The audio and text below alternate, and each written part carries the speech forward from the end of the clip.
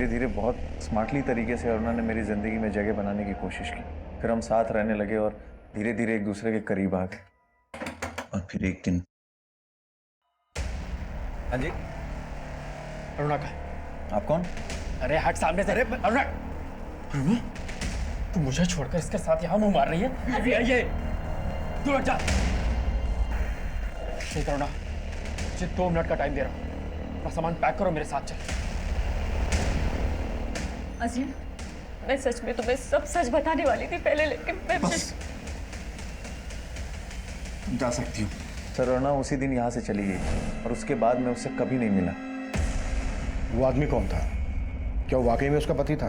पता नहीं सर, न इससे पहले कभी उसे देखा था, न उसके बाद कभी उसे देखा। विकास, अरुणा की कजन बोल रही है कि अजीम उसका मंगेतर था और अजीम बोल रहा है कि अरुणा शादीशुदा थी।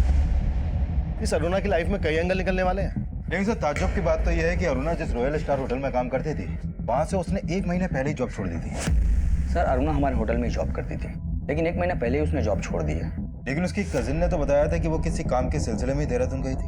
हम क्यों भेजेंगे अपने एम्प्लॉय को बाहर? हो सकता है अरुणा ने कहीं और ज्वाइन किया हो और उनके ही काम से देहरादून गई हो। लेकिन उसने कहाँ ज्वाइन किया इसका पता नहीं चल पाया सर। एक काम करते हैं, रोहतक चलते हैं, अरुणा की मदर से बात करते हैं। रोहतक चलने की तैयारी करो। चल। सर, मैंने पुष्पा के कॉल रिकॉर्ड चेक किए। सर, उसका फोन उस शाम लाजपत नगर में बंद हुआ था जिस दिन उसने अपनी बेटी को जूस की शॉप पे छोड़ा था। सर, उसके फोन से किसी कैलाश महावत नाम के आदमी से लगातार बात होती रहती थी। ये देखिए सर, उसका लास्ट कॉल भी इसी को था सर। क्या ये वही आदमी है जिसके बारे में हमें नीति ने बताया था?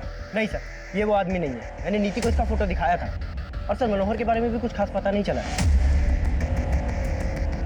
मनोहर पर नजर रखो। और पुष्पा को आखिरी कॉल कैलाश ने किया था। कहाँ रहता है ये? सर, इसकी लाजपत नगर में टूर्स एंड ट्रेवल्स की शॉप है।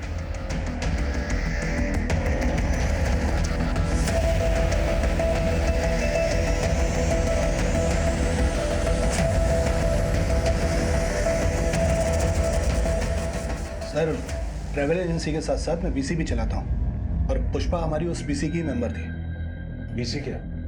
बीसी मतलब कमेटी सर।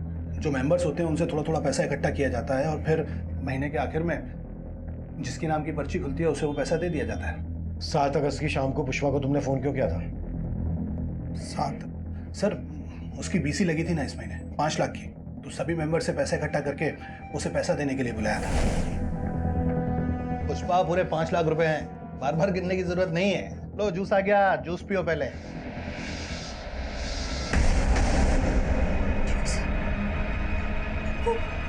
नीति को तो मैं जूसर की शॉप पे बुलाई। जैसे ही याद आया तो यहाँ से पैसे लेके तुरंत निकल गई। दीगर वो तो वहां पहुंची नहीं थी। कुछ छुपा तो नहीं रहे हो ना हमसे? नहीं सर, मैं छुपाऊंगा क्यों? जो हुआ था वही आपको बताया। जैसा कि कैलाश कह रहा है कि पुष्पा यहाँ से 5 लाख रुपए लेकर निकली थी, कहीं ऐसा तो नहीं है कि पुष्पा के गायब होने की वजह इन 5 लाख रुपए से ही जुड़ी है? सर, मैं एक काम करता हूँ, इस दुकान से लेकर उस जूस शॉप तक के रास्ते में जितने भी सीसीटीवी हैं सबको स्कैन करवाता हूँ। शायद वहाँ से कोई लीड मिले। और कैलाश के बारे में भी पता करो। हो सकता है मनोहर और कैलाश का कोई कनेक्शन हो। पुष्पा के कॉल रिकॉर्ड्स में मौजूद हर नंबर की प्रोफाइलिंग करो। शायद वहां से हमें वो नंबर मिल जाए जो उस आदमी से कनेक्टेड हो जिसके बारे में नीति ने हमें बताया। सर,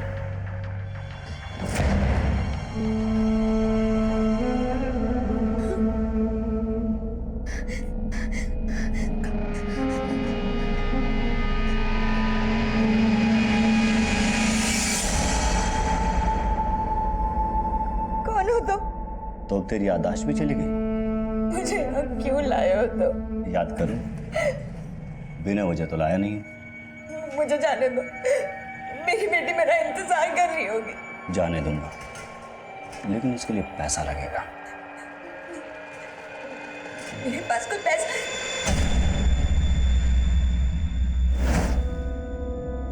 पुष्पा, पूरे 5 लाख रुपए हैं।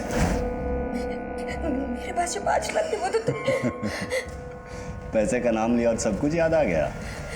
देख, वो 5 लाख तो भूल जा भी, और अगर तुझे यहाँ से निकलना है तो मुझे 5 लाख और दे दे। मेरे पास पैसे नहीं है। तेरे पास लादिन का चिराग है ना एक, उसको खींच दे मेरे लिए और चली जा। साहब, मेरा बस चलता तो मैं उसे कभी दिल्ली जाने नहीं देती। हमारा उसके सिवा और कोई सहारा भी तो नहीं था। घर की पूरी जिम्मेदारी उसने अकेले अपने सर पे ले रखी थी। एक ही झटके पे उसने हमें बेसहारा छोड़ दिया। अरुणा दिल्ली में काम क्या कर रही थी? सर दीदी रॉयल स्टार होटल में काम करती थी। होटल से हमें पता चला कि 1 महीना पहले ही उसने वहां से काम छोड़ दिया। नहीं साहब, ऐसा नहीं था। हाँ सर, दीदी ने हमें इसके बारे में कुछ भी नहीं बताया। अच्छा, अरुणा शादीशुदा थी ना? हाँ सर, लेकिन वो अपने पति के साथ नहीं रहती थी। कोई खास वजह? शादी कोई बच्चों का खेल नहीं है, जिंदगी भर का फैसला है। और विवेक तो कुछ कमाता भी नहीं है। माँ जल्दी विवेक की जॉब लगने वाली है और मैंने भी होटल मैनेजमेंट किया है ना, तो शादी के बाद मैं भी काम करूंगी ना। जैसे ही अरुणा ने विवेक से शादी की, उसे समझ आ गया कि ना तो विवेक उसके लायक है और ना ही उसके घर वाले। जब वो पेट से हुई तो अरुणा, दीदी, क्या विवेक जी ने ये सब किया? क्या वो मेरी बच्ची? सर उसके बाद दीदी डिप्रेशन में चली गई और उसकी वजह से दीदी का मिसकैरेज हो गया। और ये सब करने के बाद भी उसे तसल्ली नहीं मिली तो बार बार वो यहाँ आके उसे ले जाने की कोशिश करता रहा। अरे छोड़ मेरी बच्ची, छोड़। जब जी चाहा छोड़ दिया, जब जी चाहा लेने चले आए। देख लूंगा तुम सबको, छोड़ूंगा नहीं। सर मुझे तो विवेक जीजू पे ही शक है। अदिति ने हमें बताया कि दिल्ली में अरुणा किसी अजीम नाम के लड़के से शादी करने वाली थी। अजीम? आप अजीम को नहीं जानती?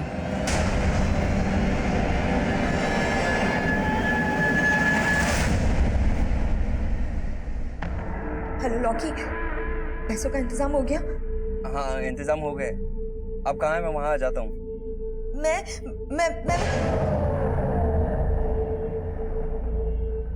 नहीं, मैं तुझसे नहीं मिलूंगी। तू एक काम कर, पैसे लेके गोविंद मार्ग पर पहुंच। वहां सोनू नाम का लड़का तुझे फोन करेगा और तुझसे मिलेगा। तू उसे 5 लाख रुपए दे देना। देखो अब मैंने तुम्हारे पैसों का इंतजाम कर दिया। प्लीज मुझे जाने दो, मेरी बेटी मेरा इंतजार कर रही होगी। पहले पैसा मिलने दे, फिर तुझे छोड़ने के बारे में सोचूंगा।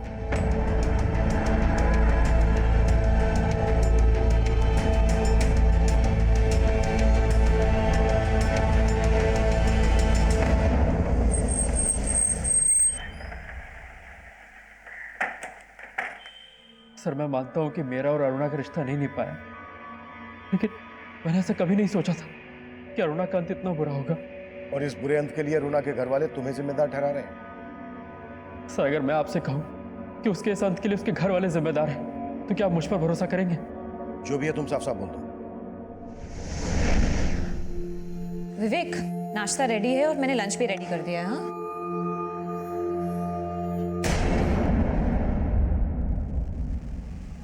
ये क्या कर रहे हो? एक बार मुझसे पूछ तो लेते मेरा ही डेबिट कार्ड यूज करने से पहले। अभी लैंडलॉर्ड को मैंने रेंट का चेक दिया है, अगर बैलेंस कम हो गया और चेक बाउंस हो गया तो? बाउंस कैसे हो जाएगा? अभी 2 दिन पहले तो हमारे अकाउंट में सैलरी आई है, पैसे कहाँ चले गए? कुछ काम था उसमें खर्च हो गए। किसमें खर्च हो गए? विवेक, जरूरी नहीं है कि मैं हर काम तुमसे पूछ के करूँ। हाँ, तो बताने में प्रॉब्लम क्या है? तुम अच्छे से जानते हो कि मैं प्रेग्नेंट हूँ, जॉब कर रही हूँ, उस घर का रेंट दे रही हूँ, खर्चा चला रही हूँ यहाँ का। और तुम अभी कुछ महीने बाद में हॉस्पिटलाइज हो जाऊंगी, तब क्या करोगे तुम? इसलिए बेहतर होगा कि अपना लेक्चर बंद करके ना तुम बाहर जाओ, कुछ काम ढूंढो और काम करो। सर अरुणा का घर छोड़ के जाना एक बहाना था, और उसने अपने मिसकैरेज के लिए भी मुझे ही जिम्मेदार ठहराया। तो सच तो ये कि उसे बच्चा चाहिए ही नहीं था। मतलब तेरे पास कई वजह थी अरुणा पर गुस्सा निकालने के लिए, और जैसे ही तुझे पता चला कि वो तुझे छोड़कर अजीम से शादी करने वाली है, तेरा खून खोल उठा और तूने... नहीं सर, मैंने ऐसा कुछ नहीं किया है। कुछ नहीं किया है तो 1 महीना पहले अजीम के घर से कहाँ लेकर गया था तू अरुणा को? सर मैं गया था उसे लेने, लेकिन वो मेरे साथ आने के लिए तैयार नहीं हुई। सर के बाद मैं अरुणा से कभी नहीं मिला।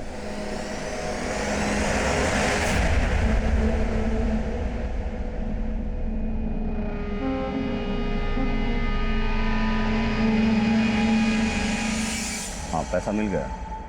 अच्छा, पुष्पा का क्या करना है? पुष्पा तब कहाँ थी इसकी हमें कोई लीड नहीं मिल रही थी।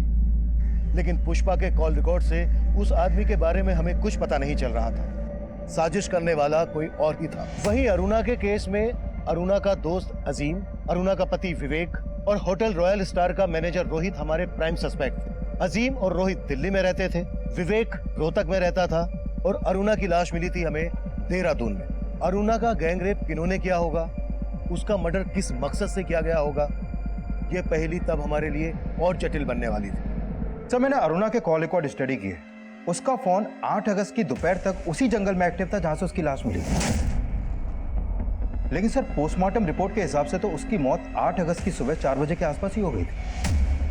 हो सकता है उसका मर्डर करने के बाद उसका मोबाइल फोन वहीं पर डंप कर दिया गया हो। लेकिन सर इस पोस्टमार्टम रिपोर्ट में यह भी सामने आया है कि अरुणा का गैंगरेप उसकी मौत से करीब 6 से 7 घंटे पहले हुआ था और उसकी मौत उसके सर पर लगी चोट से ज्यादा खून बहने की वजह से हुई थी। जंगल में जो हमें ब्लड स्पॉट मिले हैं वो अरुणा के ब्लड से मैच नहीं करते। इससे ये तो साफ है कि अरुणा का मर्डर वहां नहीं हुआ, कहीं और हुआ होगा। अरुणा की बॉडी को बोरे में भरकर डंप किया गया। इसके लिए हमें यह जानना जरूरी है कि 7 अगस्त को अरुणा दिल्ली से देहरादून क्यों आई होगी। सर अरुणा के कॉल रिकॉर्ड में अदिति के अलावा देहरादून का और कोई नंबर नहीं मिला है। अगर अरुणा बस, ट्रेन या फ्लाइट से दिल्ली से देहरादून आई है तो कोई ना कोई लीड मिल जाएगी। विकास, 6 और 7 अगस्त का फ्लाइट, बस, ट्रेन रिजर्वेशन चेक करो। हो सकता है अरुणा किसी के साथ दिल्ली से देहरादून आई है। और अदिति के बारे में भी पता है। उसने ना तो हमें विवेक के बारे में बताया और अजीम को वो अरुणा का मंगेतर बता रही है, जबकि अरुणा की मां अजीम के बारे में कुछ जानती ही नहीं है। पुष्पा का कुछ पता चला? सर मैंने मनोहर और कैलाश दोनों को अच्छे से खंगाला, लेकिन कुछ नहीं मिला सर।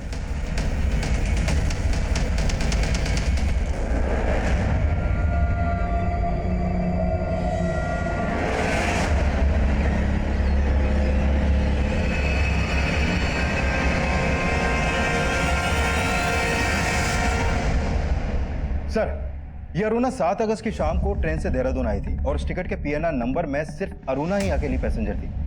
लेकिन सर उसने ये टिकट दिल्ली के वनराज टूर्स एंड ट्रेवल्स से करवाया था और उस टूर्स एंड ट्रेवल्स का मालिक ये संदेश नाम का लड़का है। सर इस अरुणा की संदेश से ही फोन पर काफी बातें होती थी। सर अरुणा अक्सर मुझसे टिकट बनवाया करती थी, इसलिए हमारी फोन पर बात हो जाती थी। ऐसे कितने टिकट करवाती थी जो इतने फोन करती थी? छुपा तो नहीं रहा ना उसे? नहीं सर, लेकिन हाँ सर वो अक्सर दिल्ली से बाहर जाते रहती थी। सर संदेश का कहना सही है। मैंने चेक किया ये अरुणा मोस्टली हर वीकेंड पे इंडिया के अलग अलग स्टेट में ट्रेन और फ्लाइट से ट्रेवल करती थी। और सर प्रगति रोड के पास वाले जंगल में पुष्पा की लाश मिली। नीति की मां पुष्पा कटवाल का मर्डर हो गया था और तब हम उसके कातिलों से पूरी तरह बेखबर थे। वहीं दूसरी तरफ अरुणा रेप और मर्डर केस में हमारी कोशिश एक चौंका देने वाला घुमाव लेकर आई। सर हमारे खबरियों ने वनराज टूर्स एंड ट्रेवल्स वाले संदेश की फील्डिंग लगाई तो पता चला कि संदेश एक पिम्प है। वो कई हाई प्रोफाइल लोगों को एस्कॉर्ट प्रोवाइड करता है। सर मैं मानता हूँ कि मेरा धंधा गलत है, लेकिन अरुणा के मर्डर से मेरा कोई लेना नहीं है। अरुणा को देहरादून क्यों भेजा था ये बोल। क्योंकि वो मेरे लिए काम करती थी, वो भी एक एस्कॉर्ट थी। अरुणा एक प्रोस्टिट्यूट थी? हाँ सर, वो सिर्फ नाम के लिए रॉयल स्टार होटल में काम करती थी और उस होटल का जो मैनेजर है रोहित, वो भी मेरे धंधे में इन्वॉल्व है। सर अरुणा अपने क्लाइंट के साथ मेरे होटल आया करती थी, उसे वो क्लाइंट संदेश ही दिलवाता था। इसके अलावा मेरा कुछ लेना देना नहीं है सर। अरुणा कब से काम कर रही थी तेरे लिए? करीब 1 साल से। वो रोहतक से मेरे पास जॉब मांगने के लिए आई थी। देख अरुणा, अगर तू चाहे तो लाख रुपए महीना कमा सकती। पर कैसे? सर मैंने उसे एस्कॉर्ट बनने का ऑफर दिया था। पहले तो वो चली गई, लेकिन फिर कुछ दिन बाद वापस लौट के आई। देखो अरुणा, शुरू में ना थोड़ी हिचक होती है, पर तुम टेंशन मत लो। हाँ, बस तुम्हें ना थोड़ा अपना मेकओवर करना पड़ेगा कि मैं उसे दिल्ली के बाहर अपने क्लाइंट्स के पास भेजने लगा। 7 अगस्त को देहरादून तूने अपने किस क्लाइंट के पास भेजा था अरुणा को? सर वो क्लाइंट मेरा नहीं, देहरादून के मेरे एक आदमी का था। तेरे किस आदमी का? कैलाश महावर।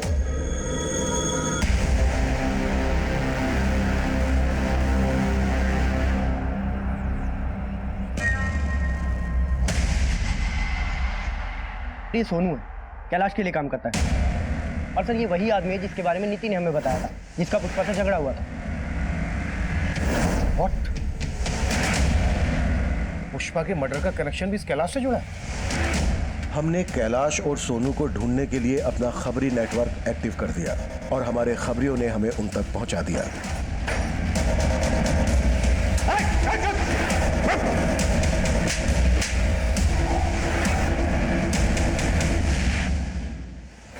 सर अरुणा के मर्डर में मेरा कोई हाथ नहीं है सर। और पुष्पा? पुष्पा से तेरा और सोनू का क्या कनेक्शन है? पुष्पा पुष्पा पुष्पा भी मेरे लिए काम करती थी सर। अच्छा सुन, वो मेरे क्लाइंट को ना अरुणा को फोटो बड़ा पसंद आया, तो एक काम कर 5 अगस्त को बुला ले उसे देहरादून, उनकी जंगल पार्टी को रंगीन बनाने के लिए। लेकिन अरुणा की कीमत याद है ना? और मेरा पहले का 5 लाख भी बकाया है। अरे कौन सा 5 लाख? 3 लाख बकाया था सिर्फ। वो बहुत बड़ी भुलक्कड़ थी सर, हमेशा मेरे पैसे देना भूल जाती थी। उस दिन मैंने उसे पीसी के पैसे देने नहीं बुलाया था, बल्कि अपने पैसे मांगने के लिए बुलाया था। ये ले तेरे 3 लाख। महानात्मा 5 लाख थे, 5 लाख और 1 लाख इस बार का 6 लाख रुपए लूंगा मैं। अरे तेरा दिमाग खराब हो गया है क्या? पहले के 3 लाख और इस बार के 1 लाख बस। तेरा दिमाग खराब है? ये जूस मत दे उसे, जहर दे, जहर। निकल निकल बाहर। सुन, 6 लाख रुपए चाहिए मुझे पूरे, 3 लाख नहीं लूंगा।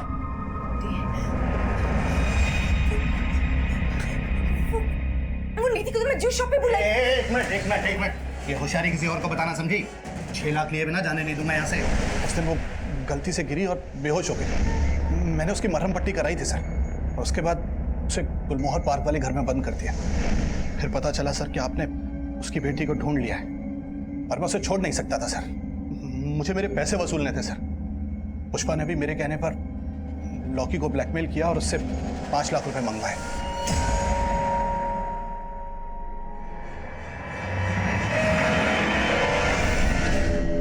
ये लॉकी कौन है?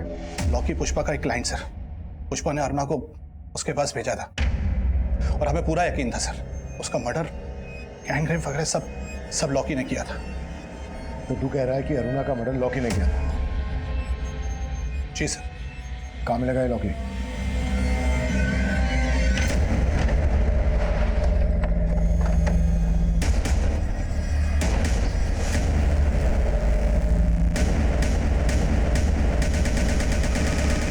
सर लॉकी का घर भी बंद है और फोन भी।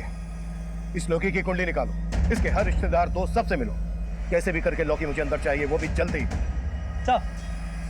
सर आपका अंदाजा सही हो सकता है कि अरुणा की माँ को उसके प्रोस्टिट्यूशन के काम के बारे में मालूम था, क्योंकि सर 3 महीने पहले तक अरुणा का रोहतक वाला घर गिरवी था और अरुणा ने 10 लाख रुपए देकर वो घर छुड़वाया था।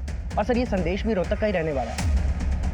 और सर अरुणा के आस पड़ोस के लोगों को भी शक है कि अरुणा प्रोस्टिट्यूशन के काम से जुड़ी हुई थी।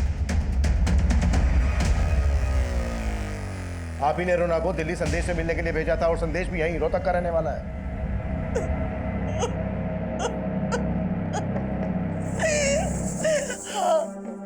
हाँ मैं अरुणा की कसूरवार हूँ। क्या करती मैं? उसके बाप के जाने के बाद घर में खाने के भी पैसे नहीं थे, ये घर गिरवी रखना पड़ा मुझे। और अरुणा विवेक से शादी करके विवेक के लिए कमाने लगी। और इसी लालच में आपने अरुणा को विवेक से अलग कर दिया। कहीं ऐसा तो नहीं है कि अरुणा अजीम से शादी करना चाहती थी, ये बात आपको रास नहीं आई और आप ही ने अरुणा को? नहीं साहब नहीं, मैं बुरी जरूर हूँ, लेकिन इतनी भी बुरी नहीं। आखिर मैं अरुणा की माँ हूँ, मैं अपनी बच्ची के साथ ऐसा कैसे कर सकती थी? हाँ विकास, सर मैंने लोकेश उर्फ लॉकी के कॉल रिकॉर्ड स्टडी किए, उसमें अरुणा के पति विवेक का नंबर मिला है। ओके सर मेरे यकीन मानिए सर मैंने अरुणा को नहीं मारा, मैं सच कह रहा हूँ सर, मैंने उसका मर्डर नहीं किया है। तूने मर्डर नहीं किया तो लॉकी से करवाया?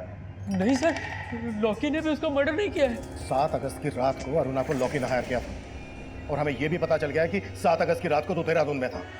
सर ये सच है कि उस दिन मैं देहरादून गया था, क्योंकि मुझे छोड़ने के बाद सर अरुणा और उसकी दोनों पैसे के लालच में अंधे हो गए थे। सर मुझसे यही बात बर्दाश्त नहीं हुई, मैं उससे मिलकर अपनी भड़ास निकालना चाहता था, पर सर उसने मुझसे मिलने तक से मना कर दिया। इसलिए मैंने उसको लॉकी के थ्रू हायर किया सर।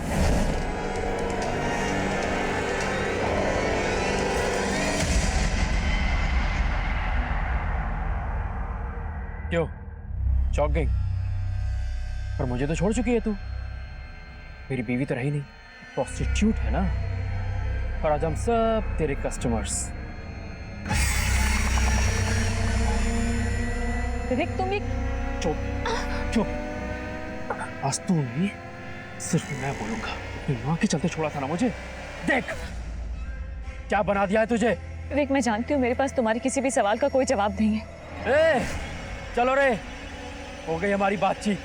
जो काम करने आए हो ना, वो काम करो।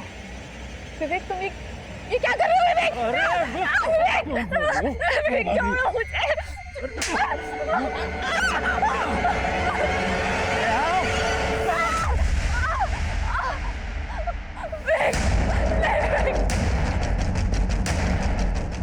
और सर अरुणा ने मेरे फ्रेंड को इंजर्ड कर दिया था।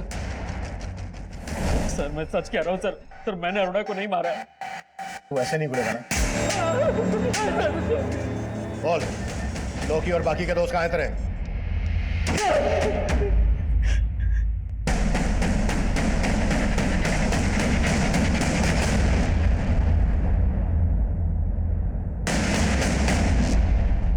सर लॉकी और विवेक के दूसरे दोस्त भी यही बोल रहे हैं कि उन्होंने अरुणा का सिर्फ रेप किया था, मर्डर नहीं।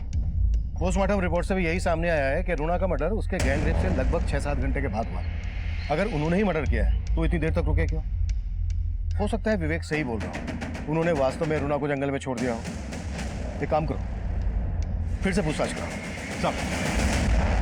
हाँ सर, उस रात इस लड़की को देखा था मैंने ऑटो स्टैंड के पास, काफी बुरे हालत में थी।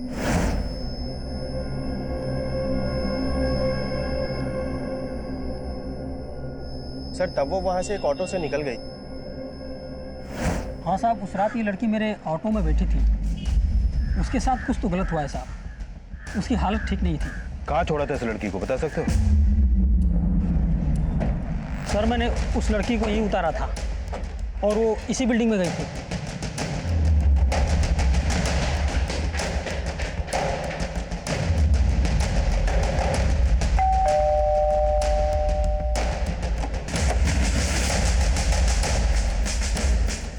सर मैं मानती हूँ अरुणा यहाँ आई थी, पर मैंने उसे नहीं मारा। तो फिर किसने मारा?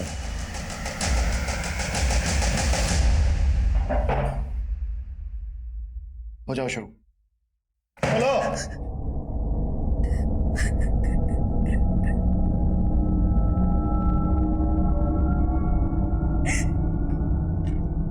सर मुझे अरुणा दीदी से नफरत हो गई थी।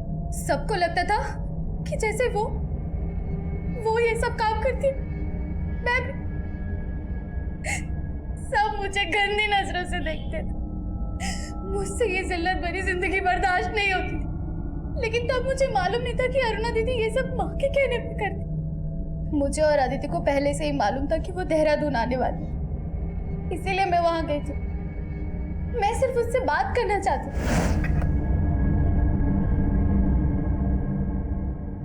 अरुणा,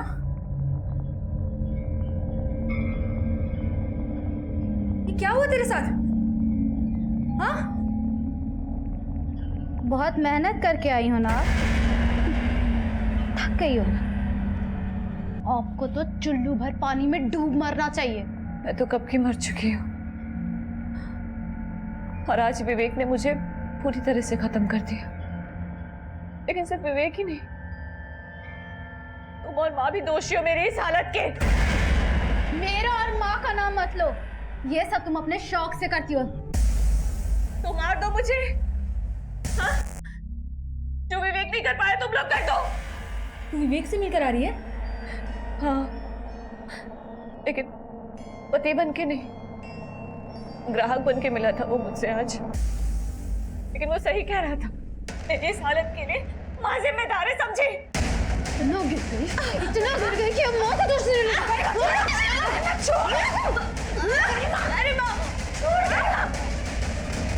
अदिति ने कहा कि अगर हमने दीदी की लाश डंप नहीं की तो हम दोनों फंस जाएंगे। सर मुझे पता था उस रात अरुणा जंगल पार्टी में कहाँ से आई है। उसने बोला कि विवेक ने उसका रेप किया है, तो हमने सोचा उसकी बॉडी वहीं डंप कर देते हैं, इसलिए मैंने अपने फ्रेंड से उसकी कार बोरो की।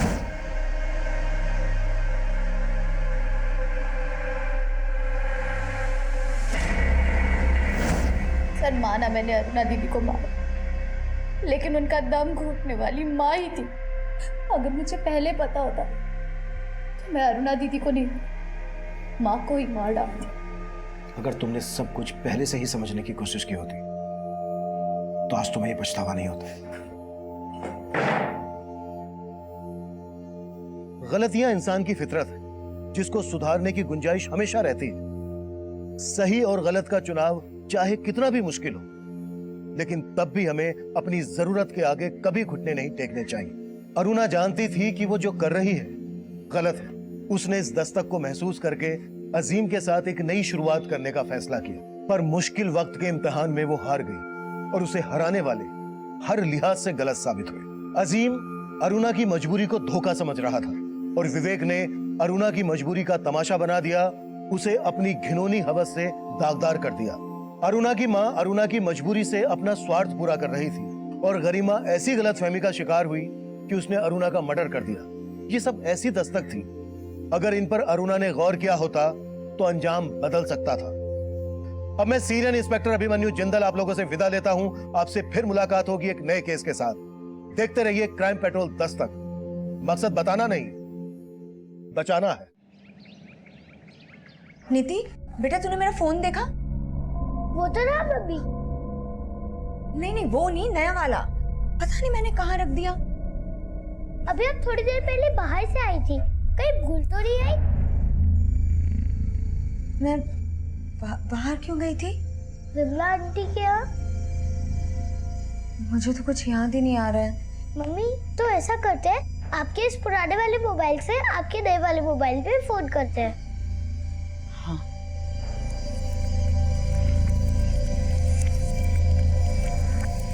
कोई फोन ही नहीं उठा रहा।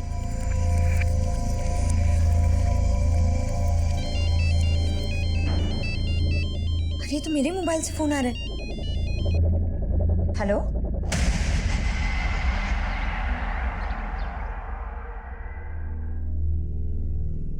भैया इसको एक गिलास जूस देना। हेलो, कहाँ हैं आप? जी आप कौन? आपका मोबाइल खो गया था, वो मुझे मिला था और उसी के लिए आप मुझसे वसंत मार्केट मिलने आने वाली थी। हाँ ठीक है भैया, आती हूँ। चल बेटा। अरे तूने अभी तक जूस फिनिश नहीं किया? भैया आप जरा इसका ध्यान रखेंगे? बस मैं 2 मिनट में आ रही हूँ, ध्यान रखिएगा इसका। बेटा मैं आती हूँ। हाँ, देख ली मैंने ब्लू कार, मैं आ रही हूँ।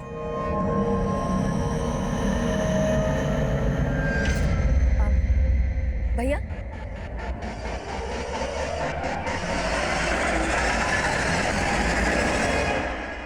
बेटा तुम्हारी मम्मी 2 मिनट बोल कर गई थी, 2 घंटे हो गए, अब तक आई नहीं। कहीं गई क्या?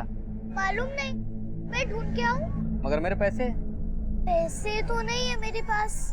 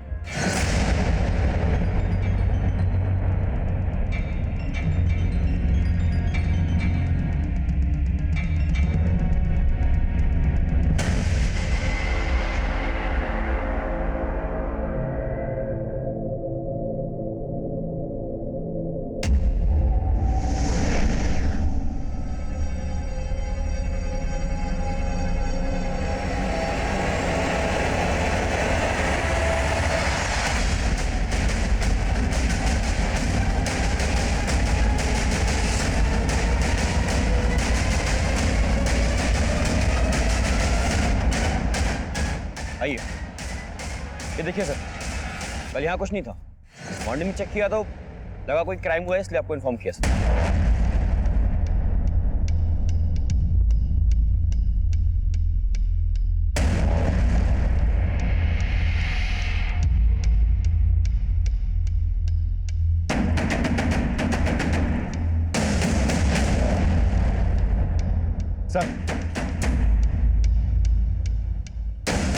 किसी फीमेल का कपड़ा लग रहा है, किसी लड़की के फटे हुए कपड़े, खून के धब्बे। शायद किसी लड़की के साथ यहाँ रेप किया गया है और उसके बाद उसका मर्डर। एक काम करो, आसपास का एरिया स्कैन करो, शायद लाश को यहीं कहीं ठिकाने लगाया गया हो।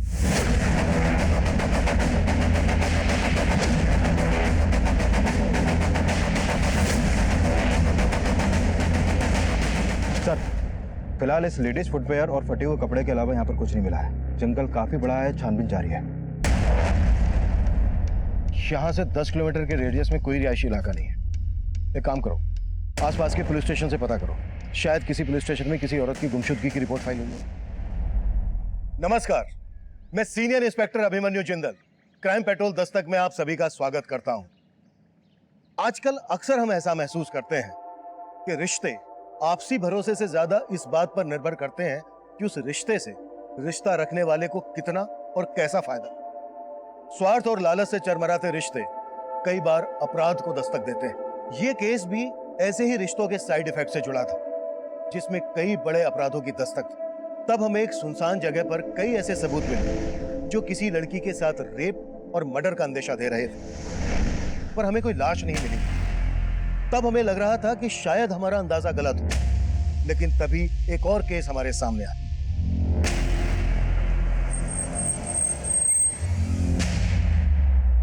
कल एक औरत इस बच्ची को इसकी दुकान पर छोड़ बोलकर गई कि थोड़ी देर में आ जाएगी वापस, लेकिन वापस ही नहीं है। हाँ साहब, इस बच्ची को ना ही अपनी मम्मी का मोबाइल नंबर मालूम है, ना ही घर का एड्रेस। सिर्फ इतना जानती है कि कहीं लाजपत नगर में रहती। हेलो बेटा, क्या नाम है आपका? नीति। नीति बेटा, आपकी मम्मी का क्या नाम है? पुष्पा काटपाल। अच्छा बेटा, आपकी मम्मी यहाँ से कहाँ गई आपको पता है? नहीं, और कल मम्मी का मोबाइल गुम हो गया था और वो मोबाइल एक अंकल को मिला। मम्मी वही लेने आई थी। अच्छा बेटा, जिन अंकल को मोबाइल मिला, जिनसे मम्मी लेने आई थी, वो अंकल कौन है आप जानते हो? नहीं। इसी बेटा, आपके पापा क्या करते हैं? पापा नहीं है। विकास, इस एरिया के सीसीटीवी चेक करो, शायद इस बच्चे की माँ किसी आदमी के साथ जाते हुए कैप्चर हुई हो। और यहाँ का डंप डेटा भी निकलवाओ और उसमें से एक्टिव पुष्पा का नंबर निकालो ताकि हम उसके एड्रेस तक पहुँच सकें। रंजना, जब तक इस बच्चे की माँ नहीं मिल जाती है, इसके रहने का बंदोबस्त करो और इसको कुछ खिलाओ पिलाओ। वो क्यों? जी सर।